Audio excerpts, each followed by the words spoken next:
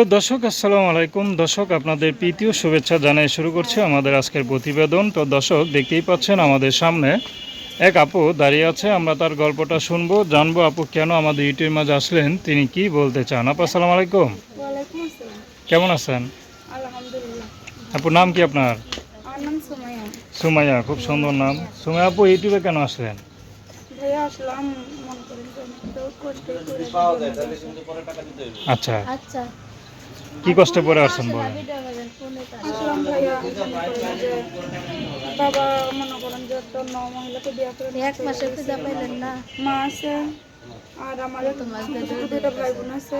মনে করেন যে তাদের নিয়ে আমার অনেক কষ্ট হয়, সংসারটা চালাইতে অনেক কষ্ট হয়ে যায়। এর জন্য আমি ভিডিওর মাঝে আসলাম, যদি ভালো একজন মনের মানুষ পাই তাহলে আমি জীবন সাথী করবো তাকে।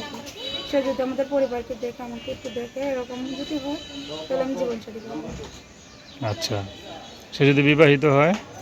সে বিবাহিত হোক বা অবিবাহিত হোক, কিন্তু ভাইয়া আমার একটা কথা আছে, আমি যাকে জীবন সাথী করবো ভাই সে যেন একটু বয়স করে। ভাই আমি এমন ছেলেরা বিয়ে করতে চাই না।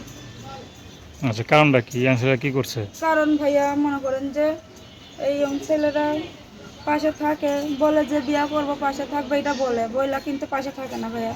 ধরেন আমার থেকে একটু সুন্দরী মায়া পাইলো, তার পিছনে চলে গেল। আচ্ছা, আমি এরকম চাই না ভাইয়া। পড়াশোনা করছেন কত দূর? পড়াশোনা করছি আমি 5 পর্যন্ত। তো ইউটিউব আসেন কি শুধু ভালোবাসা মানুষের জন্যই? হ্যাঁ ভাইয়া আছি, কিন্তু মনে করেন যে এমনিতে বিয়ার কথা ইনশাল্লাহ আসে, কিন্তু এই যে মানুষের যৌতুকটা অনেক বেশি ভাইয়া।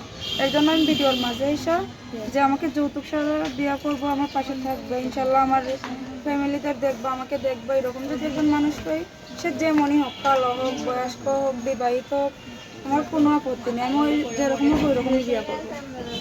আচ্ছা, তো আপনাদের কীভাবে যোগাযোগ করবে? আমার ফোন নাম্বার আছে ভাইয়া। নাম্বার বলতে পারেন?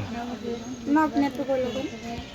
তো দর্শক আপনারা সুমাইয়া আপু না, সুমাইয়া আপুর কথা শুনলেন। তার নাম্বারটা 01347350152। আমি নাম্বারটা আবারও বলছি 01347350152।